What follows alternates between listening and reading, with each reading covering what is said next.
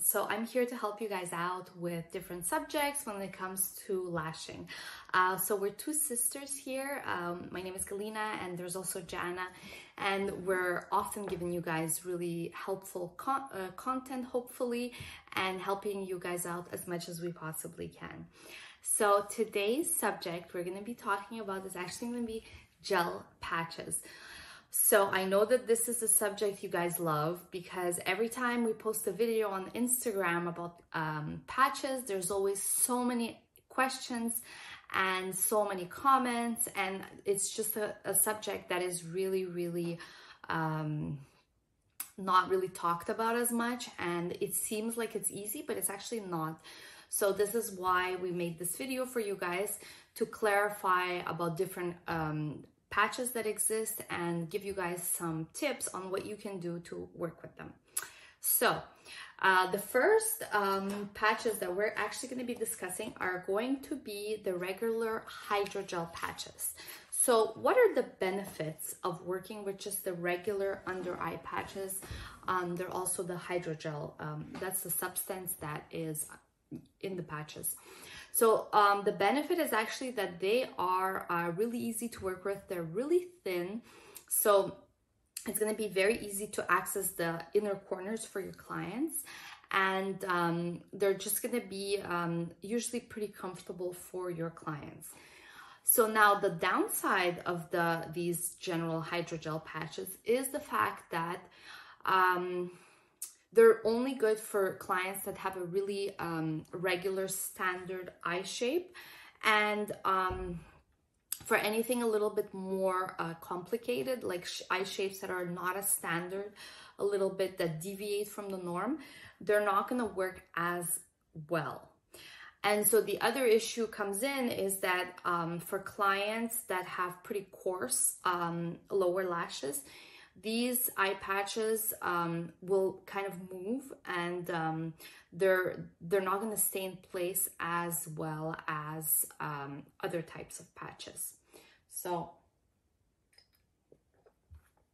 now, those were the benefits and the negatives. Now we're going to talk about the gel patches. So these gel patches, they're actually the really good aspect about them is that you can actually work with clients that have fairly thick under lashes, and in terms of the shape, they're very versatile as well, but they are not going to be as comfortable necessarily for the client as the hydrogel patches. So what you're going to need to do is adjust them slightly. So you're going to tell your client to open her eyes as you're going to apply the patches underneath her eyes, making sure that you apply and pull on the patches from side to side, stretching it and then adjusting it. You can readjust the patch by moving it to the side. Make sure there's no upper lashes underneath the patches and remove them if need be. And then you can just gently hold the inner corner of the patches and then readjust them lightly. And sometimes you may even need to put a little bit of tape on the side of the patches, and so to make the client comfortable. So this is really something that you need to keep in mind. But for clients that have very unruly lower lashes, where you have to reapply the patches every 15 to 20 minutes, you should definitely think about trying the gel patches, and that should definitely help you out. Like I said, it's harder to reach the inner corners with those patches. So what you can do is you can adjust them by cutting the shape out to make the shape fit your client, or just have different various shapes on hand available. Most companies now offer various shapes for eye patches. So all you need to do is have various shapes on hand, and then once your client comes in, you easily just pick the shape that works for their particular eye shape. So now we're gonna talk about the biggest mistake. So let's go back. So now the last eye patches that we're going to talk about are actually these micro foam under eye patches. So what's really cool about these is the fact that they are made of micro foam. So these are the thickest patches available on the market. So they're going to be much thicker, and they're going to be like the best ones for clients that have really coarse under lashes. And they're really they're gonna stay in place. They're not gonna move like the hydrogel or even the gel. These are like the strongest ones available. Like these patches are not to be used on each and single client that you guys are going to have. These patches are to be kept on hand for let's say 10 to 15% of clients that you have. They're not for everyone because they're going to be much stronger. They're not going to move at all.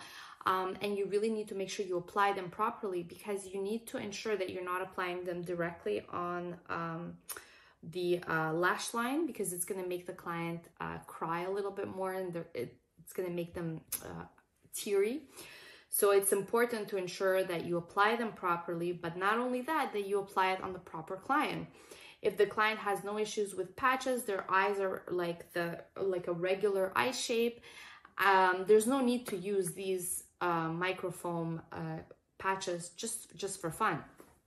You really want to use them on clients that you have trouble with applying the patches to. And this is actually the other indication for applying these patches is for clients that typically react to the gel patches and that tear quite a lot. And so what happens is that the gel starts to come off, and you need to constantly change the patches throughout the service. So in those cases, you would use the microfoam patches. So for the microfoam patches, you're going to apply them. Keep in mind they are stickier and thicker than regular patches. So you're going to apply them, then readjust lightly, keeping in mind the thickness of these patches. We've gone through the 3 types of patches available. Let's talk about the mistakes that you guys can make as lash artists. Beginner or even advanced mistakes, it doesn't really necessarily matter where you are in your career, but the mistakes can be first of all, one of the biggest mistakes would be putting the patches too high so that they touch the conjunctiva. I'm not sure if I'm saying it correctly, the conjunctiva. So you still need to be able to see the growth of the client's lashes. You want to make sure that you're not putting the patches too high. But similarly, you also want to make sure that you're not putting the patches too low, because if you're putting them too low, you're going to have the issue of lower lashes popping out, and you need to constantly readjust the patches to avoid gluing the upper lashes to the lower lashes. So you really want them very well isolated, the lower lashes, obviously I'm talking about. So that's one of the biggest mistakes. You really want to make sure that your patch is not too high on the conjunctiva. So the other mistake is to apply the patches in the beginning of the service and then think that that's it, your job is done with the patches, you can forget all about it. No, you need to check them every 15 minutes, 15 to 20 minutes, depending on the client, depending on if they're talking, because if they're talking, their face is moving and the patches are going to be moving, and so what's going to happen is you may need to change them more frequently.